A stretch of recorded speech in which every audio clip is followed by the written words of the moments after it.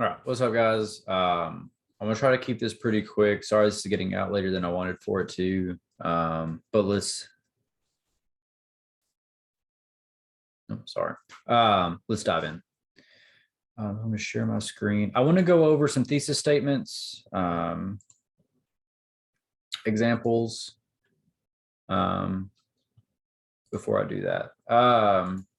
So what I want to talk about is thesis statements, and essentially the idea that thesis statements are a promise that you're making to your reader, and ultimately they are your kind of guiding light. They're your way of understanding the limits of your essay, and by having a really strong thesis statement that's doing everything that it needs to do, it practically writes the paper for you. And we'll kind of dig into what I mean by that. So let's look at some thesis statements. I pulled these from the resource I sent out to you guys. I kind of cut them down, but I wanted to go over a couple of them. Right, so I'm gonna do something really quick. Okay. I tinkered with one of them, but I want to show you why. All right, so one of the ones that I want to go over first is this one. So you do not need to make an argument out of your research paper, right? So let's actually go over this one first, right? So this is not the kind of research paper thesis statement that I want to see from you guys. So the bad example, everyone should exercise. There's just not enough going on there, and all these bad examples, essentially what's happening here. There's just not enough. They're just not presenting anything interesting. A good example here: Americans should add exercise to their daily morning routine because it not only keeps their bodies at a healthy weight, but also reduces the risk of high blood pressure. Right. So this essay is setting two tasks for itself when it only needs to set one. The first task is right here. Actually, it's right here, which is supporting this statement with evidence, right? So the first task is going to be to discuss the relationship between exercise and keeping bodies healthy and reducing high blood pressure, right? That's the research part of the paper. It is then setting the additional task of convincing the reader to change their daily morning routine, right? By presenting this as a strongly argumentative position, the paper is completely changing its dynamic by adding that extra rhetorical layer in which it's not going to be enough to just show the relationship between morning exercise and these consequences, but rather also convincing that because of these consequences, because of this relationship between this evidence and routines or exercise routines, the reader should change their habits, right? You don't need to do this. So to turn this into a thesis statement that is staying within itself and staying within the expectations of the assignment would be to do this. Adding exercise to daily morning routines not only keeps bodies at a healthy weight, but reduces the risk of high blood pressure. Right, so it's just outlining, sort of defining morning exercise in the context of its consequences, right? And you have to have evidence to support this. So they're promising us that there's going to be a section about healthy weight, right? There's going to be discussion about what healthy weight means, and there's going to be discussion of evidence, data points connecting healthy weight to daily morning routines. Same with reducing the risk of high blood pressure, right? They're going to have sections, at least one section discussing that, right? And so this is what I want to see. where your paper should lean more informative than argumentative. Now, in your conclusions, if you want to make sort of take some sort of a position, that's okay, right? But I don't want to see essays that are argumentative, right? Where you're creating that kind of superfluous task of not only presenting a topic and supporting that topic with evidence, but also using that evidence as a persuasive technique or persuasive strategy to persuade your reader. Right. And so let's look. This is a good example of kind of what I want to see your essays doing. So academic research papers. So these types of thesis statements that are more purely argumentative, we see those more in like the public arena, you know, online journals and really journalists and stuff like that, politicians, professionals, and kind of the business world. They're going to be making argumentative statements like that, right? Because they have an interest, right? These are always going to be written by interest groups who have some sort of stake in the position that they're presenting. They have something to gain from it. As academic researchers, your job is just to neutrally present information. Like I said, you can, in your introduction, your conclusion, you can frame your discussions a certain way. In your conclusion, you can present a position based on the evidence that you presented. But the task of your paper is just to inform the reader. So the best way to do that in a thesis statement is just to make your thesis statement a statement of value, to essentially say, this thing is good, or statement of negative value, and this thing is bad because. So here, that example of the internet has improved many lives, right? That's not really adding anything new to discourse about the internet. The internet serves as a means of expediently connecting people across the globe, fostering new friendships and an exchange of ideas that wouldn't have occurred prior to its inception, right? So we can see that this is a statement of value of the internet, right? The internet does these interesting things, these important things.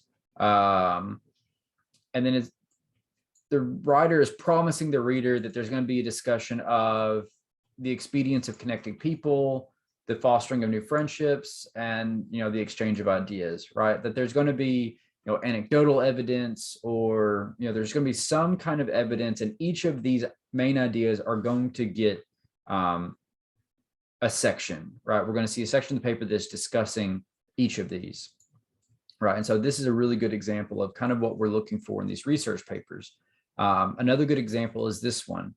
And this is a really classic thesis statement, and highlights kind of the two main things a thesis statement should be doing.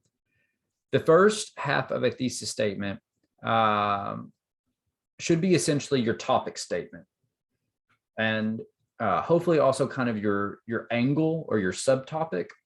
So reading develops a child's mind, right? And so the larger topic is children's psychology, right? So that's kind of the overarching topic, right? That this essay is going to be geared toward people interested in child psychology. There's going to be parents who have children, or it's going to be professionals in that field, right? And so we get that statement, and then the angle is reading, right? So we're taking an angle on children's psychology, and we're looking at the relationship between reading and children's psychology. So we get that statement of topic that has that nice angle in there. And then we get our, the reflection of our main ideas, right? Fostering comprehension skills, increasing vocabulary, and exposing them to new worlds, right? So again, we're promising the reader everything that we're doing is going to be in the context of how reading develops a child's mind. And we're going to support this statement, right? And it's important that this statement be kind of yes or no, or at the very least that it can be agreed or disagreed with, So there's a world in which it could be said that reading does not develop a child's mind, or reading is not important or something like that.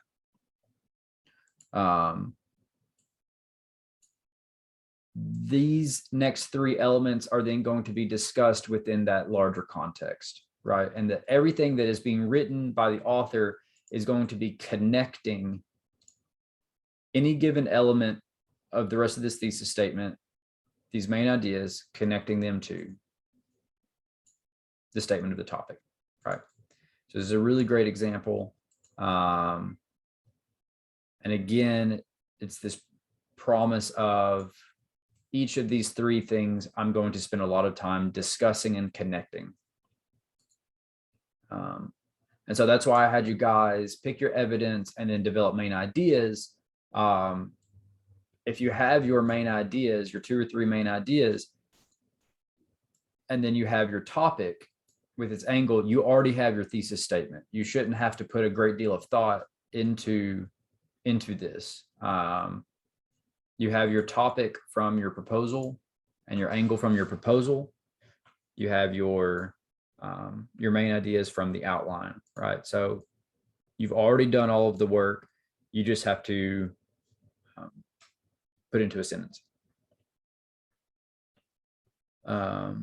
Here's an example of a negative value judgment. So high levels of alcohol consumption have detrimental effects on your personal health, such as weight gain, heart disease, and liver complications, right?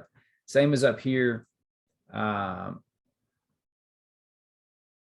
Statement of topic and sort of subtopic or angle, right? So here we have health, right? Or maybe alcoholism, I don't know. Depends on kind of where they're coming from, what their interests are in this topic. And then we have what they're going to be using to support this, right? So we're going to find this discussion, high levels of alcohol consumption has detrimental effects, throughout the entire paper. We could put every page of the essay on a wall, throw a dart in the dark, wherever the dart lands, it's going to be discussing the detrimental effects of alcohol consumption. What you then are going to have is the various sections of the paper. Each of these are a main idea that are outlining one of these detrimental effects, right? So again, you've already done all this work. It's just putting it into a sentence. Make sure you're not overthinking it. Something to be wary of is a thesis statement like this. Given the grueling surgery and lifelong changes they endure, kidney donors should be financially compensated for their act of self-sacrifice. So that should there is really complicating this thesis statement, or at least complicating the task for the writer. So where's the main idea here? All right, so it's going to be right here. Kidney donors should be financially compensated. So they're embedding their topic in the middle, which is okay. But what you really want in a thesis statement is clarity. You really want it to be easy for the reader to see what the overarching topic of the paper is and what the main ideas of the paper are going to be. So we're getting kidney donors should be financially compensated. And then we've got this extra statement, given the grueling surgery and lifelong changes they endure, right? So there's a promise here that we're going to be getting information about the experience of the surgery, and we're going to be getting data about these lifelong changes, right? That these things are going to be discussed. And then we're getting this part here, which is essentially like a philosophical statement, right? That self-sacrifice, the presence of self-sacrifice demands financial compensation, right? When people do this, there should be this, right? So this is ultimately a much more of like a, this is an argumentative essay, right? This isn't really a research paper in the more robust sense of research paper, right? This is a researched argumentative paper This is not what we're looking for. We're really not looking for papers that are looking to make an argument, but rather papers that are informing about a topic and determining the value of something, right? So one way of looking at this is, instead of saying should, you can say kidney donors experience grueling surgery and lifelong changes as a result of their self-sacrifice, right? And then maybe while not being financially compensated, right? And so stating that more as a fact, supporting that with evidence, proving that that is the case. And then in the conclusion, you might kind of take a step back and say, this doesn't seem right. Obviously, you know, I've proven now that kidney donors are going through a lot more hardship than we realized, and they need some sort of compensation. And then you can present, you know, they should be compensated, or, you know, however you want to influence this situation. You can make a statement, right? But by embedding that should in the thesis statement, it's adding this whole dynamic to the paper where it's no longer about the facts. It's no longer about the evidence. It's about mobilizing the evidence to persuade the reader, which means that not only they're going to have to deal with presenting evidence, they're also going to have to present things like counter arguments, right? So if you ever present an argument, you always have to present a counter argument. You have to deal with your opposition. Research papers should have no opposition, right? It's just, I'm going to lay out the data that has emerged from, you know, this topic, right? Where there is high levels of alcohol consumption, there is weight gain, heart disease, and liver complications, full stop. And the paper just outlines that. And then in the conclusion, that's when you can do the more abstract stuff, like take a position or something like that. Right, so that's all I wanted to go over. Again, don't overthink your thesis statement. Your proposal gave you your topic and your angle, and the exercises we've been doing so far with the outline have given you your main ideas. So just squish all that together. You got your thesis statement. And remember, we're going to be drafting these things, so it doesn't have to be perfect. But you do need to have that for your proposal, because we're essentially going to be taking everything we've learned. You're going to use at least one of the sources that you gained through the research process. You're going to add that to your proposal. You're going to kind of clarify some of the ambiguities in your essay, in your proposal, by, rather than presenting a research question, you're going to exchange that for your thesis statement. Yeah. So for the weekend, continue working to get those main ideas, you know, develop your evidence, get that into the outline. Using those clusters of evidence, develop main ideas, and then use those main ideas to write your thesis statement. Have the outline, have those pieces of the outline finished for Monday. And I recommend going ahead and getting started on the outline, like the topic sentences, and figuring out kind of things you want to do with the making connections, analyzing and unpacking evidence and stuff like that.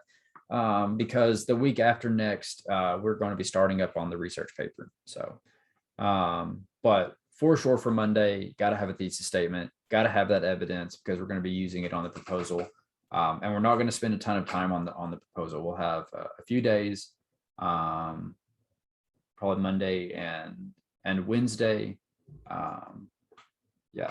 So if you have any questions, let me know. See you guys on Monday.